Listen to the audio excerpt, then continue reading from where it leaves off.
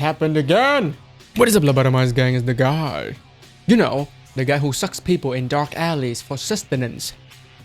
Welcome to probably the very first impression video on this channel. There's a lot I want to talk about when it comes to this game, so I plan to make a full video on it. But since I am still editing the Halloween special video, and I'm a bit busy at the moment, this will have to do. Just so you know, this channel and Vampires the Masquerade Bloodlines go hand in hand.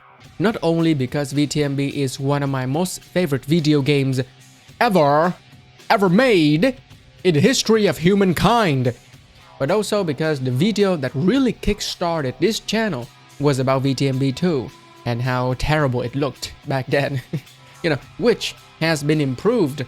Thank God. It doesn't look as bad anymore. It looks actually pretty decent, right? Especially the lip syncing. Well, the fact that I'm cursed to look like the character in this game also plays a part. One more thing before we start is that I'm not gonna tear this game apart and dogpile on it. This is a channel about video game appreciation, not bitching about video games for view, which seems to be the trend nowadays. Personally, I think this is a huge disappointment. And trust me, if you've watched my channel, you would know that I had zero expectations going into this game.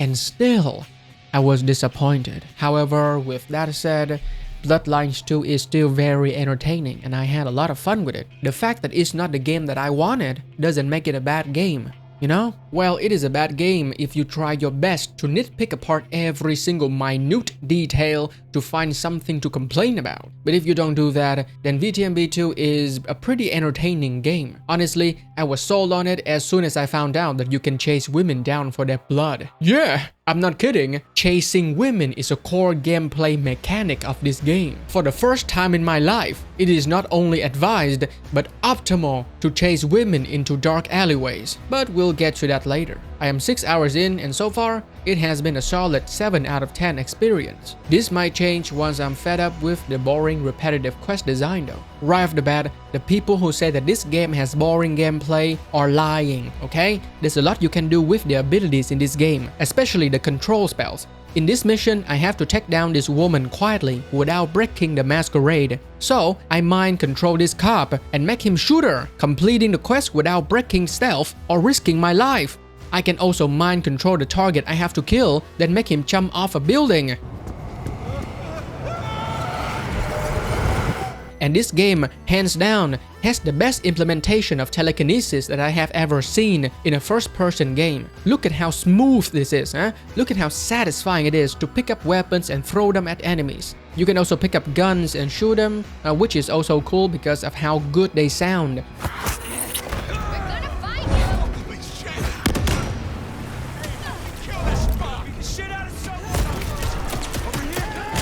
But just overall, your powers, right? The powers that you have in this game, they are amazing. Honestly, I think that YouTubers who say that this game is pure slop or that they cannot sit through the cutscenes because they are cringe, are either fishing for views or have had their attention span fried from watching TikTok brain rot all day. I mean, Tang Tang Sahur is funny up to a point, but then it just becomes embarrassing, you know? By the way, I forgot to press the record button and lost about 2 hours of footage. You know, so I guess I too have the brain rot. Sad as I am to say this, but Bloodlines 2 is unfortunately not a full-blown RPG. This is an avowed sort of deal where they turn an RPG game into an action game with light RPG elements. But at least Avowed had the sense to not call itself Pillars of Eternity 3, unlike this freaking game, which should have been called The Adventures of Fire and Fabian.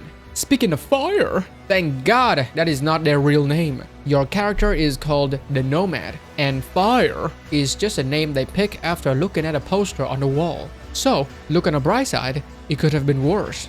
Now, despite focusing mostly on action, there is some light role-playing here and there. You get to pick what you say, and there's a text that pops up showing the reaction of the NPC from time to time. But I'm not sure if it really matters in the end. I heard that this game has multiple endings, so I'm guessing it does make a difference, but we'll just have to wait and see. I play as a super slutty Toreador, going around kissing and sucking people. Hey gorgeous, I'm game. But aside from a few lines of dialogue here and there, it seems like clan choice doesn't really matter much when it comes to role-playing. Sort of like Cyberpunk's 2077 system where you get slightly different dialogue depending on your stats, but in the end it doesn't really matter. But hey, as long as I get to sleep with patience, then I'll role-play the shit out of this game. Look at that efficiency in form. Big brain, no ass, no titties, fully aerodynamic. Wait a second, is this a man? Oh, not again! Too late to turn back now. I mean, too deep. Now, on to the best thing about Bloodlines 2, which are the characters and voice acting. Say what you want to say, but the devs definitely understood the assignment when it comes to the NPCs in this game. Looking good, Fire. Actually, forget it. I'm trying to give up lying for Christmas. You look like shit. You look like shit.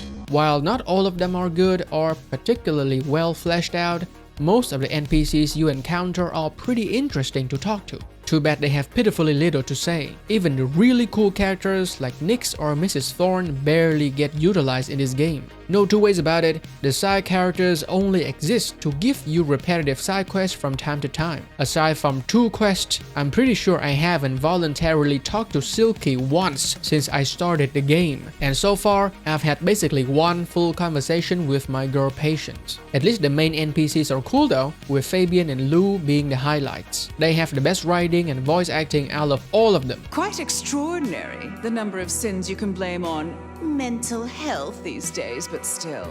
The best voice acting in this game has to be Fabian, who just sounds so good. I need you here, Miss Verona. You never know when a killer might strike, and here you are surrounded by professionals. Professional officers of the law, I mean, not professional killers. Fabian. His schizophrenic dialogue is also excellently crafted. The best way I can put it is that he sounds exactly like a Malkavian should. Or a fucking asshole. Just so you know, I've imagined you with a head, because it makes conversing a lot easier. Let's see now. I even went out of my way to choose the most unhinged lines to piss people off, which is super entertaining, by the way. And to ensure your own survival. Do you understand me? Oh, I get it, your princeship, honestly, I do. I cross my heart. I'm listening. What are we celebrating again? Really, I am starting to wonder why Malkavians are permitted at our court. Too bad you're stuck with fire for the majority of the game. In case you haven't noticed, this is a very dialogue-heavy game. There is a lot of talking here, but it's the sort of talking that I like. Why? Because it's well written. See, when I criticize Metal Gear Solid Delta for the cutscenes, people say that I just have a low attention span. But in reality, I don't mind watching cutscenes or listening to dialogue, as long as it doesn't feel like it was written by a 12-year-old. Also, dragging out those cutscenes for 45 minutes certainly doesn't help, does it? Which is not the case for Bloodlines 2, however. There's a lot of talking, but it's fun talking, you know? Talking with good writing, not "they fly now" writing or "don't misgender me" writing. Another thing I love about this game is the aesthetics. Anything that this game does in terms of visuals, I love. Many people complain about the fish eye lens effect when you go into combat, but personally, I love it. It empathizes the predator aspect of being a vampire, you know? That is how predators see the world. Seattle also looks great. It doesn't run great, but at least it looks great. Now you ask, but LobotomizeGang, you have a pretty beefy computer. How do you know the game doesn't run great? Well, because it can be inferred from the fact that my computer sounds like a jet engine the whole time. Holy shit, this game runs bad. Not as bad as Borderlands 4 though, but still, the performance here is not top tier. And also there's a lot of stuttering, there are lots of frame drops anytime you go into a building or get out of a building. Not a big fan of the snowy weather though, I'm more of a heavy rain type of guy. But still, the cold weather plays into the isolation aspect of the city. It feels like there's an overhanging gloominess in the air, like everybody's alone and depressed. They are cold, sad, tired, and would rather be anywhere but here. Hobos complain about the cold, pedestrians complain about their shitty lives, and you can piss them off even further. Even though it is super janky and underdeveloped, you can interact with NPCs and either provoke them or make them feel better. The type of blood you get from NPCs changes according to how they feel. So if you're looking for some red blood, then you can antagonize an NPC so that they become angry, which will give you red blood. But if you want proper blood, then you scare a woman, then chase her into an alley and suck her dry. Just look at this. Look at this and tell me you don't find this entertaining. I certainly do.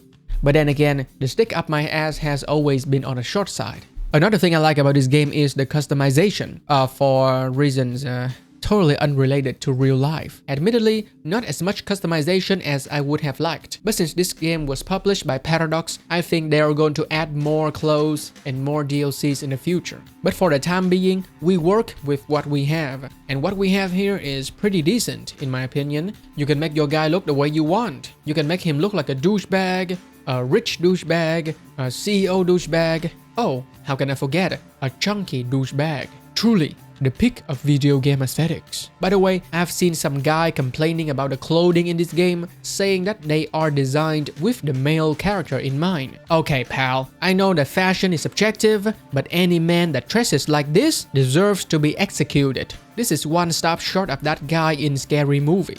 Another guy also said that the female character doesn't look feminine because there are no dresses or skirts. Look, if you think that a woman can only be feminine with a dress, then I suggest you stop looking at the hub and get out of that basement once in a while. Plus, how do you expect to do these badass high kicks with a skirt on? Speaking of kicking, the gameplay is pretty good. Really satisfying combat and fun abilities, especially the ones where you get to mind control people.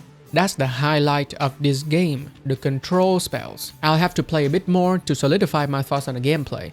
But overall, it is very fun, very entertaining. The combat is satisfying, okay? Anyway, that's pretty much my first impression of the game. Is this a bad game? No. It's like that new Superman movie situation. David Corenswet is the most comically accurate Superman up to date. His depiction is exactly how Superman is in the comics. But because he's not the cool, edgy version that many people wanted, they say that he's a bad Superman, even though he's not. Does that make sense? Well, it applies to this game as well. It's an entertaining game, just not the entertaining game that I wanted. But hey, I also want a mansion and a harem full of beautiful women, but reality is often disappointing. Share this video, subscribe and stay tuned to watch me wallow in unceasing madness. If you don't, you'll become a vampire and have to suck the homeless to survive.